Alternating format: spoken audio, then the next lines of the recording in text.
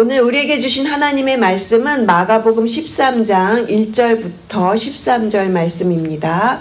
마가복음 13장 1절부터 13절 말씀. 제가 가지고 있는 신약성경 77페이지입니다. 마가복음 13장 1절부터 13절 말씀을 찾으신 줄로 알고 다 같이 함께 소리내어 읽겠습니다. 예수께서 성전에서 나가실 때에 제자 중 하나가 이르되 선생님이여 보소서 이 돌들이 어떠하며 이 건물들이 어떠하니까? 예수께서 이르시되 내가 이 큰 건물들을 보느냐? 돌 하나도 돌 위에 남지 않고 다 무너뜨려지리라 하시니라. 예수께서 감람산에서 성전을 마주 대하고 앉으셨을 때에 베드로와 야고보와 요한과 안드레가 조용히 묻되 우리에게 이르소서 어느 때 이런 일이 있겠사오며 이 모든 일이 이루어지려 할 때에 무슨 징조가 있사오리까? 예수께서 이르시되 너희가 사람의 미혹을 받지 않도록 주의하라. 많은 사람이 내 이름으로 와서 이르되 내가 그러하여 많은 사람을 미혹하리라. 난리와 난리의 소문을 들을 때에 두려워하지 말라. 이런 일이 있어야 하되 아직 끝은 아니니라. 민족이 민족을 나라가 나라를 대적하여 일어나겠고 곳곳에 지진이 있으며 기근이 있으리니 이는 재난의 시작이니라. 너희는 스스로 조심하라. 사람들이 너희를 공회에 넘겨주겠고 너희를 회당에서 매질하겠으며 나로 말미암아 너희가 권력자들과 임금들 앞에 서리니 이는 그들에게 증거가 되려 함이라. 또 복음이 먼저 만국에 전파되어야 할 것이니라. 사람들이 너희를 끌어다가 넘겨줄 때에 무슨 말을 할까 미리 염려하지 말고 무엇이든지 그때에 너에게 주시는 그 말을 하라. 말하는 이는 너희가 아니오 성령이시니라. 형제가 형제를 아버지가 자식을 죽는 데 내주며 자식들이 부모를 대적하여 죽게 하리라. 또 너희가 내 이름으로 말미암아 모든 사람에게 미움을 받을 것이나 끝까지 견디는 자는 구원을 받으리라. 아멘. 성령이시니라는 제목으로 오늘 본문으로 말씀을 나누고자 합니다. 오늘 본문은 생명이 없는 율법 중심의 그 성전이 이제 앞으로 무너지게 될 것과 그리고 종말에 일어날 일에 대해서 예수님께서 예언하시는 내용을 담고 있습니다.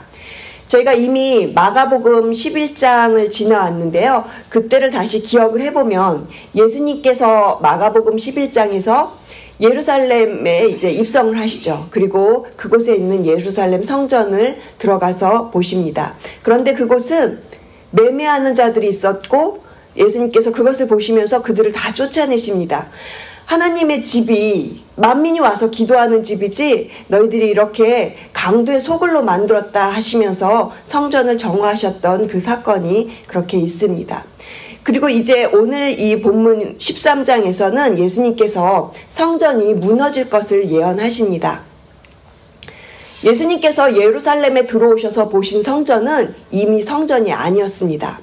하나님께서 안 계신 그저 빈 건물에 불과했던 것이죠. 그래서 예수님께서는 그 성전을 바라보시면서 매우 슬퍼하시고 오셨습니다.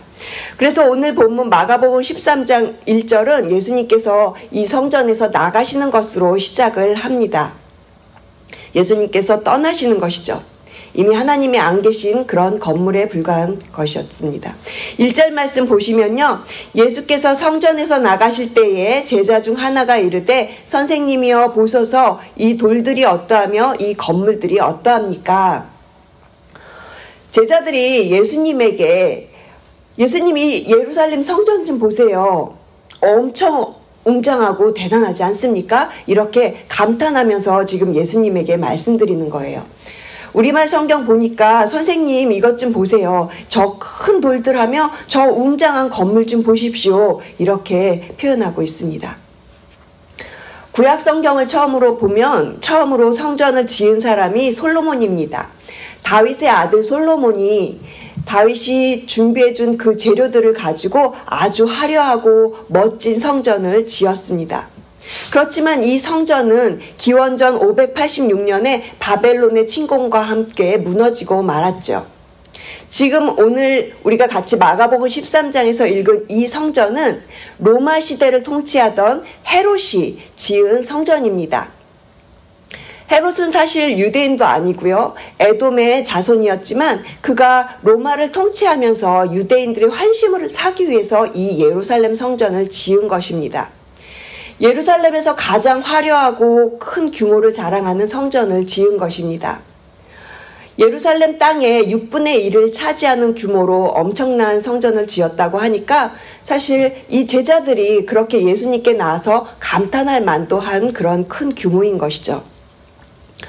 제자들은 이 성전을 누가 지었는지는 별로 상관하지 않는 것 같습니다. 엄밀히 말하면 정말 하나님을 위해서 지은 성전은 아닌 거예요.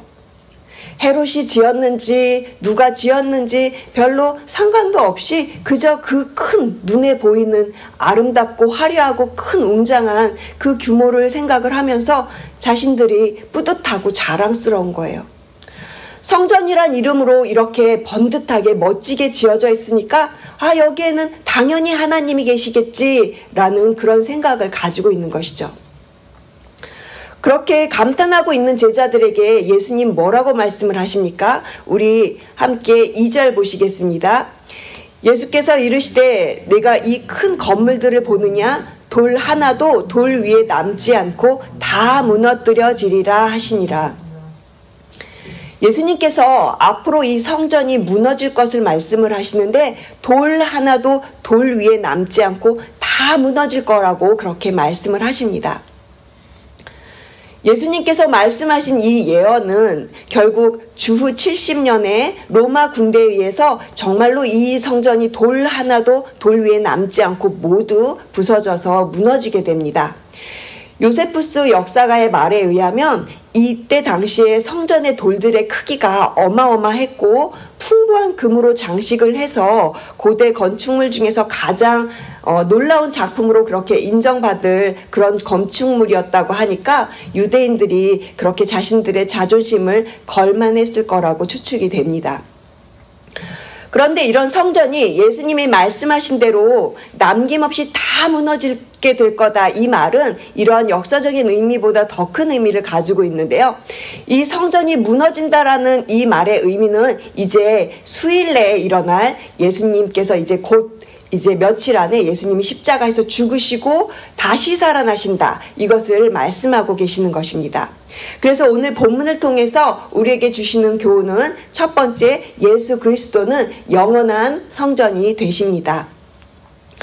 사랑하는 성도 여러분, 사람이 지은 성전은 유한합니다. 그러나 예수 그리스도는 영원한 성전으로 우리에게 임하십니다.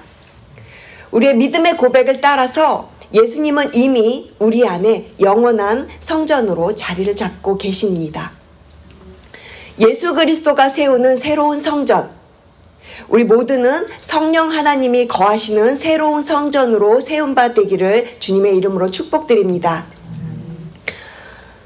그러기 위해서는 우리 안에 있는 돌들이 모두 무너져야 합니다. 돌 위에 돌 하나도 남지 않고 우리 안에 인본주의, 종교생활, 우리의 세상적인 가치관 이런 것들이 예수 그리스도 십자가 안에서 싹 다 무너져야 합니다. 내 안에 예수님과 관계를 가로막고 있는 큰 돌들은 무엇일까요? 우리 안에 가시돋친 성품, 상처, 물질을 우상 삼고 나 자신을 우상 삼는 자기애, 용서하지 않는 마음, 이런 것들이 마치 예루살렘 성전의 그 거대한 성전처럼 내 안에 자리 잡고 있어서 예수님과 그 예수님의 살아계신 성전을 막고 있는 것은, 만약에 이러한 것들이 우리 안에 있다면요, 우리 오늘 이 말씀을 통하여서 이 말씀을 묵상하면서 내 안에 돌들이 그렇게 예수 그리스도의 십자가 안에서 다 무너지게 되기를 간절히 소원합니다. 특별히 용서하지 못하는 마음에 대해서는 지난 토요일 새벽 설교 가운데 기도 응답과 용서에 대한 말씀을 예수님께서 미리 말씀하셨는데요. 예수님께서 제자들에게 기도를 가르쳐 주시면서 기도할 때 먼저 남을 용서하라고 가르쳐 주시는 내용이 있었습니다. 마가복음 11장 25절 말씀을 우리말 성경으로 읽어드리겠습니다. 기도할 때 어떤 사람과 등진 일이 있다면 그 사람을 용서해 주라. 그러면 하늘에 계신 너희 아버지께서도 너희 죄를 용서해 주실 것이다. 이 같은 말씀 구절에 대해서 팀 켈러 목사님께서 용서에 대해서 이렇게 말씀하신 내용을 보았습니다. 팀 켈러 목사님은 용서가 감정이 아닌 의지적인 행위라고 그렇게 말씀을 하시면서 용서는 훈련되어져야 된다. 우리가 그 용서를 훈련하면서 살아야 된다. 이렇게 말씀하고 계시거든요. 그렇게 용서하다 보면 결국 우리의 마음이 완악해진 마음이 많이 부드러워지고 그 자신이 그 갇혀있는 미움과 분노의 감옥에서 나오게 된다고. 그래서 용서는 평생 동안 실천하면서 살라고 그렇게 말씀을 하십니다.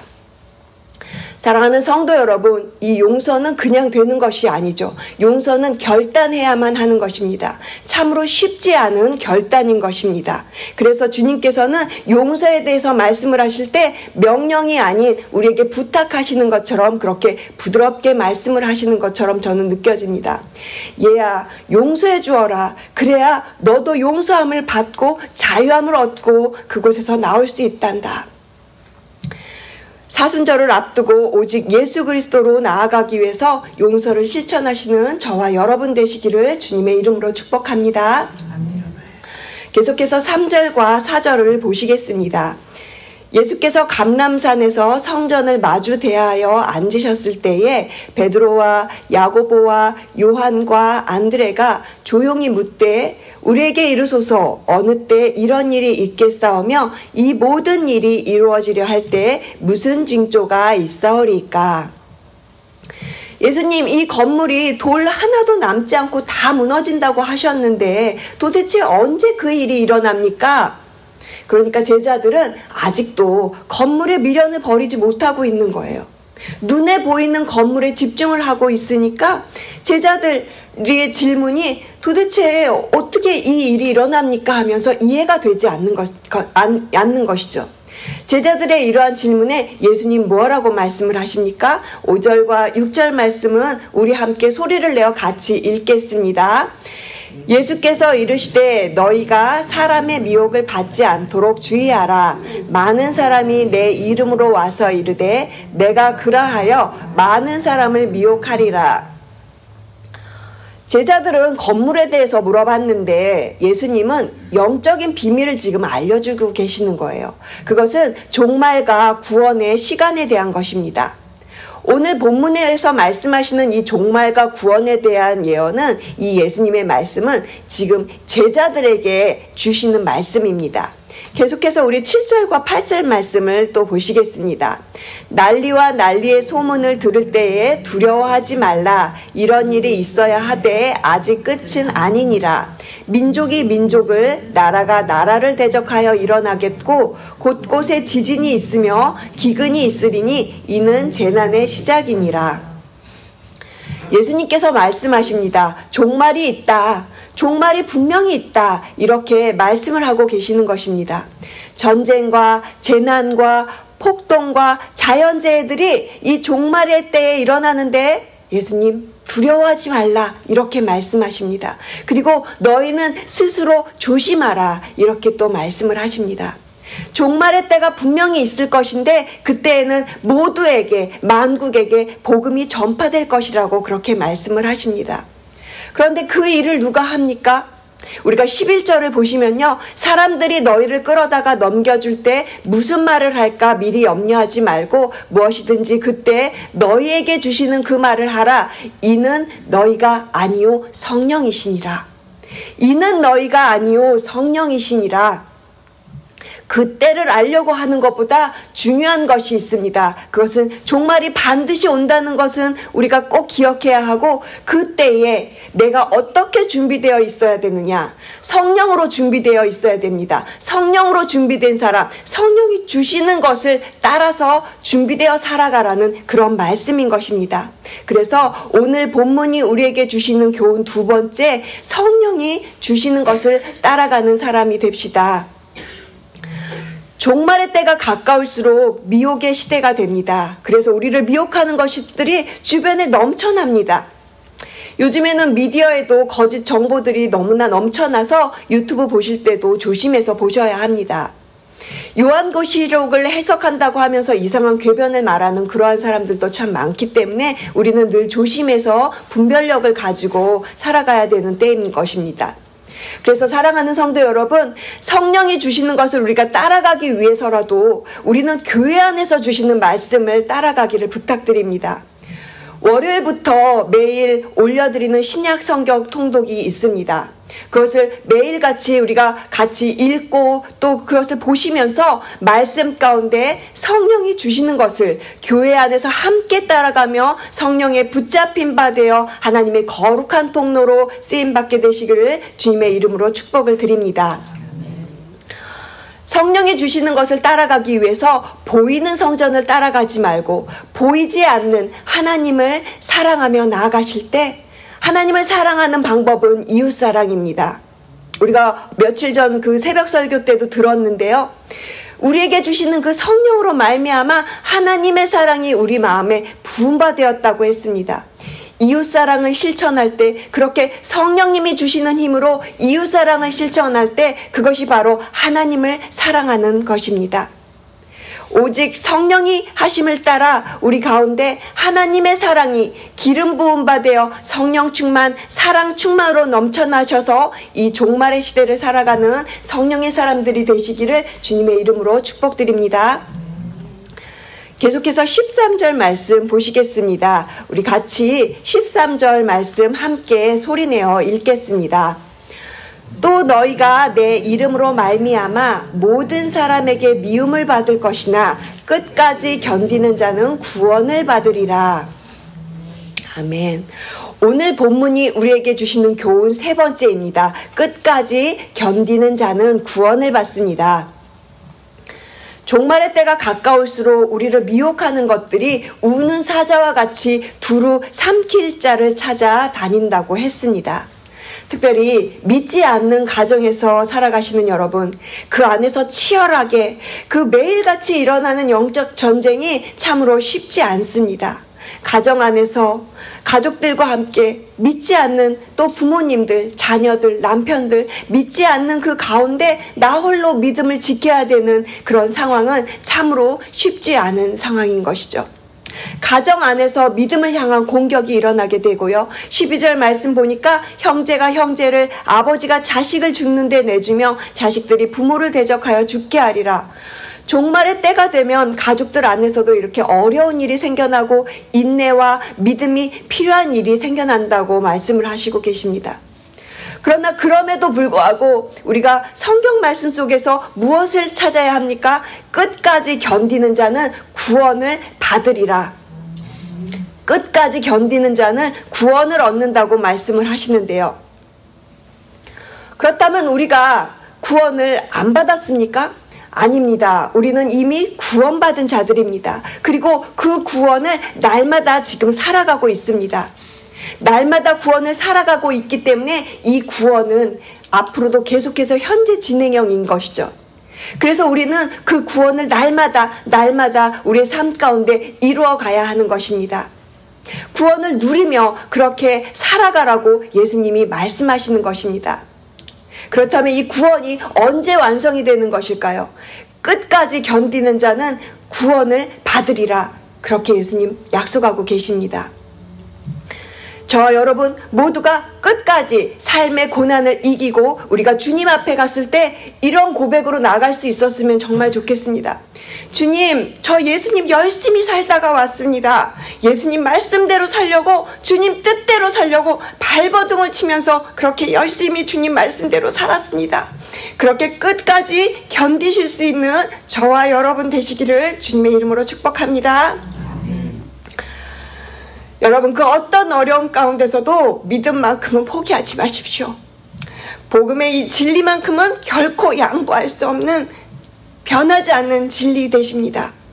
여러분의 가족 안에 그 영혼 구원이 필요한 기도하고 계시는 분들이 있으시다면 세상의 빛으로 오신 그 예수 그리스도, 우리에게 세상의 빛이 되신 생명의 말씀이 되신 그 예수 그리스도를 꼭 기억하시고 가족들을 위해서 끝까지 견디시기를 부탁드립니다. 기도하시는 여러분의 그 기도의 응답이 분명히 하나님의 때에 이루어질 것입니다. 요한복음 13장 24절은 이렇게 약속합니다.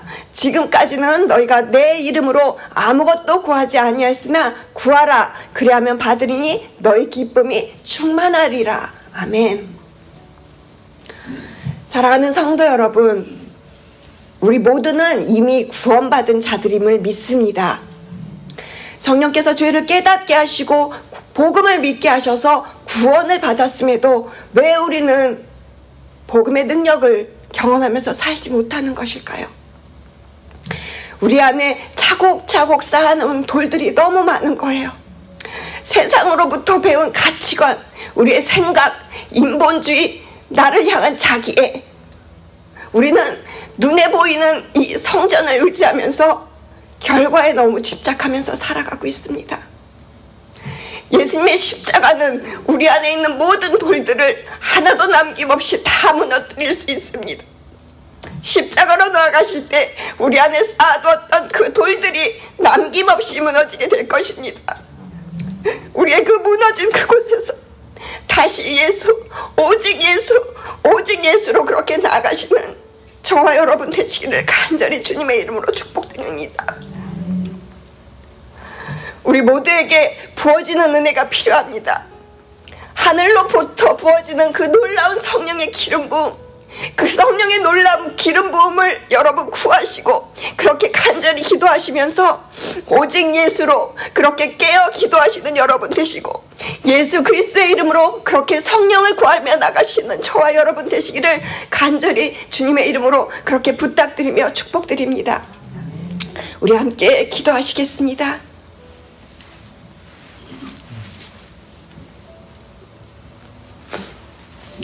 하나님 감사합니다. 우리 안에 영원한 성전이 되어주신 주님, 그 예수 그리스도, 나의 구주, 나의 유일한 구세주가 되신 예수 그리스도를 찬양합니다. 성령이시니라, 성령이시니라. 오늘 그 약속하신 말씀 붙잡고 성령님이 하실 일을 기대하며 나아갑니다.